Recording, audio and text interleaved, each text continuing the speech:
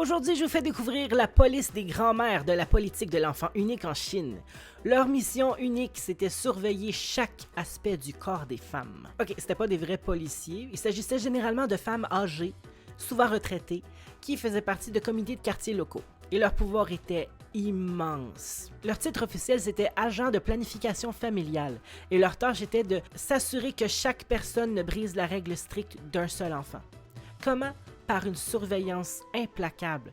Elle tenait des registres détaillés et publics du cycle menstruel de chaque femme de leur district, parfois sur un grand tableau mural visible par tout le monde. Elles allaient rendre visite aux femmes à l'improviste pour détecter une grossesse cachée.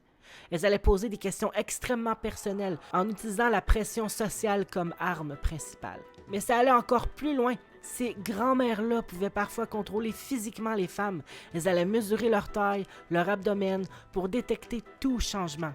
C'est comme si une voisine, quelqu'un que vous voyez à tous les jours, avec le pouvoir de suivre les fonctions biologiques les plus intimes de votre corps et de vous dénoncer à l'État. Une atmosphère de peur et de paranoïa était constante.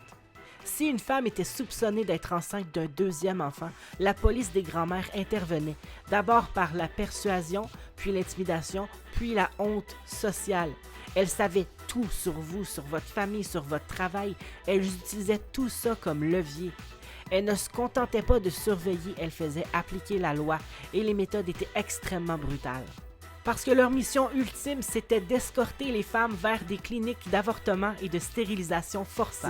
Moi, c'est Little Rock et j'explore la maternité à travers l'histoire. Abonne-toi!